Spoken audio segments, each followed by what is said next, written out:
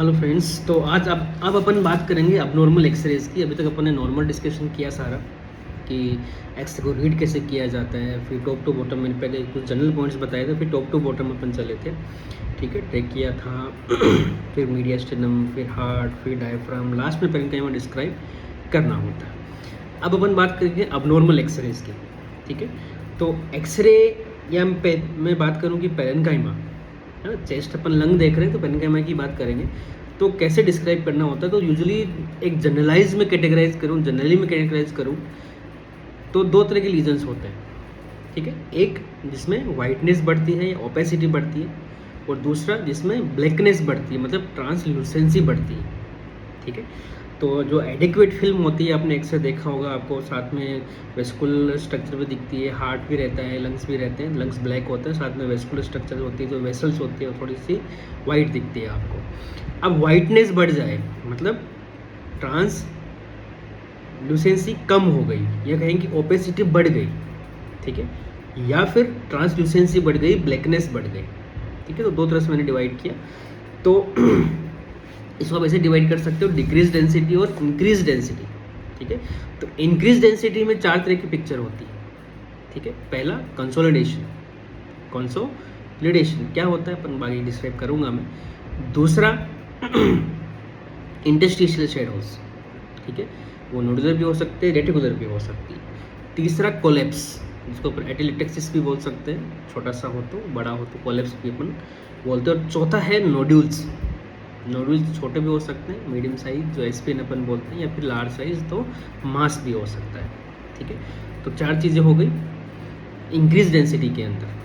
ठीक है, पहला कंसोलिडेशन, दूसरा इंटरस्टिशियल शेडोज, तीसरा मास नोड्यूल्स और चौथा कोलैप्स। ठीक है, ऐसे ही इंक्रीज ट्रांसल्यूसेंसी। ठीक है, ब्लैकनेस बढ़ गई, उसमें भी कई सारी चीज़ें आती हैं, तो उसमें पहले से एम्फाइसीमा आपका हो गया। इसके अलावा ब्लेब, बुल्ला, कैविटी, न्यूमेटोसील, इन क्या डिफरेंस होता है, कैसे डिफ्रेंशिएट किया जाता है, सब मैं आपको बताऊंगा। न्यूमोथोरेक्स है, वो भी इस तरह का प्रेजेंटेशन होता है, इसमें ब्लैकनेस बढ़ जाती है। या फिर रोटेशन हो गया, तो इसको अपन और आगे डिस्क्राइब करूंगा मैं। ठीक है, तो अब जनरलाइज मैंने बताया, जनरलाइज से कैटेगराइज कर सकते हैं इंक्रीज डेंसिटी और डिक्रीज डेंसिटी। ठीक है, तो आज अपन पहले बात करेंगे कंसोलिडेशन की। ठीक है, तो कंसोलिडेशन क्या होता है, आपने एल्वियो स्ट्रक्चर पढ़ी होगी। ठीक है, जो एयरवेज होता है, ट्रेकिया, मेन ब्रोंकस में डिवाइड होता है, आगे फिर लोबार ब्रोंकस होता है, फिर लोबुलर ब्रोंकस होता है, आगे जाके जगह जगह के कई सारे डिवीजन होते हैं, 14 डिवीजन के बाद में रेस्पिरेटरी ब्रोंक्यूल आ जाती है। ठीक है, और लास्ट में एल्वियोलर डक्ट। ठीक है, एल्वियोलाई, और जो पूरा एसी नहीं बन रही वो पार्ट आ जाता है, वो पूरा ब्लैक होता है क्योंकि वहाँ पे फुल एयर होती है इसलिए। ठीक है तो अब मैंने बोला कंसोलिडेशन। कंसोलिडेशन का मतलब क्या था, कोई इन्फेक्शन आपको हो गया और अंदर इन्फ्लामेशन हो गया, इन्फेक्शन इन्फ्लामेशन, तो कुछ कंटेंट होता है जो एल्वियोलाई के अंदर फिल हो जाता है। ठीक है, इन्फेक्शन इन्फ्लामेशन के कारण कुछ कंटेंट होता है जो एल्वियोलाई के अंदर फिल हो जाता है, और आपको जो पहले एल्वियोलाई ब्लैक दिख रही थी अब आपको वाइट दिखने लग जाती है। ठीक है, अब मान लीजिए ये एक एल्वियोलाई की साइज है, मैं लेके चल रहा हूँ, उसमें इसमें इन्फेक्शन हो गया, इन्फ्लामेशन हो गया, उसके बाद में कंटेंट भरने लग गया उसके अंदर, तो कंटेंट भर रहा है, इतना भरा, लगभग हाफ फील्ड एल्वियोलाई अपन बोलते हैं, क्या कुछ कंटेंट भरा है, हाफ वैकेंट एल्वियोलाई या हाफ फील्ड एल्वियोलाई आप बोल लो, उसको अपन बोलते हैं जीजीओ, ग्राउंड ग्लास ओपेसिटी। इसका मतलब क्या है कि जैसे अपन एग्जांपल के लिए बुझाएंगे ग्लास में, जैसे आप कोई कांच का ग्लास हो घर पे, तो उसके अंदर से आप देखते हो तो बाहर मतलब आगे जो ट्रांसपेरेंसी आपको दिख रही है उस तरह लग रहा है कि हाँ कोई खड़ा है, कोई है, लेकिन आप उसकी शक्ल आइडेंटिफाई नहीं कर सकते। एक खिड़की है, बंद खिड़की है, उसमें से आप किसी को देख रहे हो कि हाँ बाहर कोई है, लेकिन आप शक्ल आइडेंटिफाई नहीं कर सकते। इतना देख सकते हो कि हाँ ऐसा पर्सन खड़ा है, मोटा है, पतला, आपको दिख जाएगा। तो ट्रांसल्यूसेंस इसको बोला जाता है। ठीक है, सॉरी, ग्राउंड ग्लास इसको बोला जाता है। तो यहाँ पे भी ग्राउंड ग्लास होता है, जीजीओ, मतलब एल्वियोलाई अभी हाफ फिल्ड है, जो कंटेंट है उसके कारण से एल्वियोलाई हाफ फिल्ड है, उसको जीजीओ बोलता है। फुल फिलिंग हो गई तो फुल वाइट हो गया, अब इसको आप कंसोलिडेशन बोल देते हैं। ठीक है, तो कंटेंट क्या क्या होते हैं। ठीक है, तो अलग अलग बीमारी में अलग अलग कंटेंट होते हैं। सबसे पहले मैं बात करूँ वाटर। ठीक है, खाली पानी है अंदर। ठीक है, पानी मतलब ये बस से पानी नहीं, कुछ साथ में होता है, लेकिन ठीक है, एक बोल सकते हैं कि फ्लूइड भर गया, ऐसे फ्लूइड बोल दो, पानी नहीं बोलो, चलो फ्लूइड बोल दो। तो मेनली होता है हार्ट फेलियर।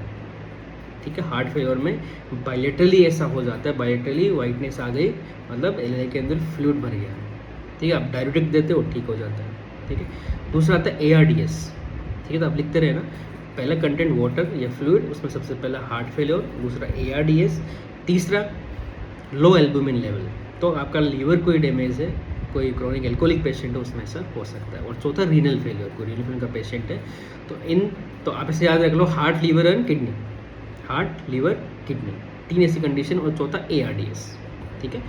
तो सिस्टमिक जो मेनली कंडीशन है वो यहाँ पे फ्लूइड को लाएंगी लंग्स के अंदर, उस कारण से ये वाइट एल्यूलाई आपकी हो जाएगी। दूसरा है पस मेनली होता है निमोनिया में, ठीक है। तो निमोनिया में आप पस याद रखिए, पस अब भरी हुई है तो निमोनिया अंदर। तीसरा है ब्लड होता है मेनली कोई ट्रॉमा हो गया। दूसरा HSP, हेनोक्स होलिन परपुरा। तीसरा SLE, ठीक है, और गुड पास्चर सिंड्रोम। तो ये कुछ एग्जाम्पल है इसमें ब्लड अंदर एज ए कंटेंट होता है। और लास्ट है आपका सेल्स और डेब्रीज, जो सेल अंदर गिरती है वो होते हैं, तो उसमें मेनली आता है आपका CL, ब्रोंको एल्यूलर कार्सिनोमा। इसके अलावा 2 निमोनिया भी इसके अंदर आते हैं, जिसको आप बोल सकते हो ब्रोंकोजेनिक ऑर्गेनाइजिंग निमोनिया, ठीक है। Organizing pneumonia, bronchogenic organising pneumonia अपन बोलते थे, BOP पढ़ते थे अपन, बूप। और एक होता है CEP, chronic eosinophilic pneumonia, CEP, chronic eosinophilic pneumonia and BOOP, bronchogenic organising pneumonia. और एक सार्कोइड, ठीक है। इनके अंदर सेल्स अंदर होती है, सेल्स गिरते हैं जब आप बाल लेते हो, जब आप FOB करते हो, बाल लेते हो, जो बाल का कंटेंट आता है उसमें सेल्स आप देखते हो, है ना। तो सेल्स के हिसाब से आप ये डिवाइड भी करते हो कि ये तरह का निमोनिया हो गया। ये हो गया कंटेंट। अब अपन बात करें कंसोलिडेशन के अंदर पैटर्न की, ठीक है। तो कंसोलिडेशन के कई तरह के पैटर्न होते हैं, जो मोस्ट कॉमन पैटर्न होता है वो है लोबार पैटर्न होता है। तो ये इल डिफाइंड हो सकता है, कोई जरूरी नहीं है आपको बिल्कुल वाइटनेस एकदम दिखे, थोड़ा इल डिफाइंड हो सकता है, हेट्रोजीनस हो सकता है। 2 स्पेसिफिक साइन यहाँ पे होते हैं लोबार निमोनिया के। पहला साइन होता है कि ये कभी फिशर या प्लूरा को क्रॉस नहीं करता, ठीक है। जैसे अब मैं आपको दिखा देता हूँ, ये है एक लोब है, ये लोब है, तो ये लोअर लोब में कहीं होगा, ठीक है। तो ये लोअर लोब में कहीं होगा, तो ये फिशर यूजली क्रॉस नहीं करता। ऐसे ही जैसे यहाँ पे यदि अपर लोब में होता तो यहाँ पे हॉरिजॉन्टल फिशर होती है कहीं, तो उसको क्रॉस नहीं करता, खाली ये ऊपर होता, तो उसको अपन लोबार निमोनिया बोलते हैं। और दूसरा स्पेसिफिक साइन इसका होता है एयर ब्रोंकोग्राम, इसको आप समझना, एयर ब्रोंकोग्राम, ठीक है। एयर ब्रोंकोग्राम क्या होता है, जब एल्यूलाई आपकी फिल हो रही है, आपकी वाइटनेस यहाँ पे बढ़ रही है, लेकिन कुछ एल्यूलाई आपकी छूट गई जिसके अंदर अभी कंटेंट फिल नहीं हुआ है ना। अब निमोनिया है तो अपन पस बात करेंगे, पस फिलिंग अभी नहीं हुई है, तो आपका जो ब्रोंकस है जो डिवाइडेड हो रहा है, एयर यहाँ तक आ रहा है, पूरा जो एयरवे आपका दिख रहा है, यहाँ पे आके एल्यूलाई आपकी बनी, तो वो आपको ऐसा का ऐसा भी दिखता है, ठीक है।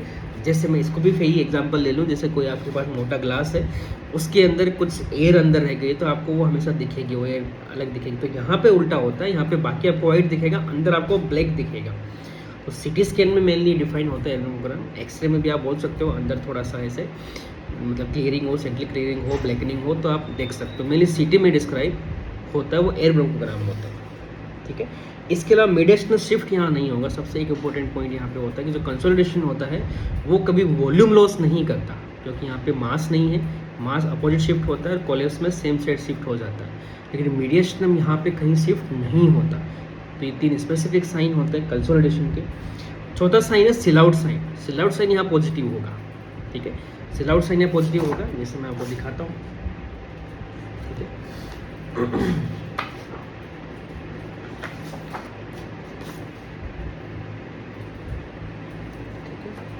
तो जैसे यहाँ पे ये आपको दिख रहा है, मान लो कंसोलिडेशन हो, तो आपको ये जो हेलम ये पार्ट होता है वो नहीं दिखता, तो वो जो आपका राइट हार्ट बॉर्डर है वो आपको नहीं दिखेगा। जब आपको कंसोलिडेशन मिड लोब के अंदर होगा, राइट मिड लोब के अंदर होगा, मिड लोब का भी जो मिडिल सेगमेंट है वहाँ होगा, तो आपको हार्ट का जो बॉर्डर है वो नहीं दिखा। तो यहाँ पे सिलआउट साइन पॉजिटिव होता है, ठीक है। तो पैटर्न में मैंने बताया, पहले लोबार में मेनली लोबार निमोनिया यहाँ पे आता है। इसके अलावा CA लंग हेमरेज, कई सारे ऑर्गेनाइजिंग निमोनिया, COP, CEP सब हो सकता है। दूसरा होता है डिफ्यूज़ में मेनली आपका एडिमा होता है, ठीक है। डिफ्यूज़ में मेनली एडिमा होता है। और तीसरा मल्टीफोकल में आपका मेनली ब्रोंको निमोनिया आता है ना, तो बहुत सारी जगह से डिफ्यूज़ वाला वाइड स्प्रेड एक तरह से पैटर्न होता है, ब्रोंको निमोनिया मेनली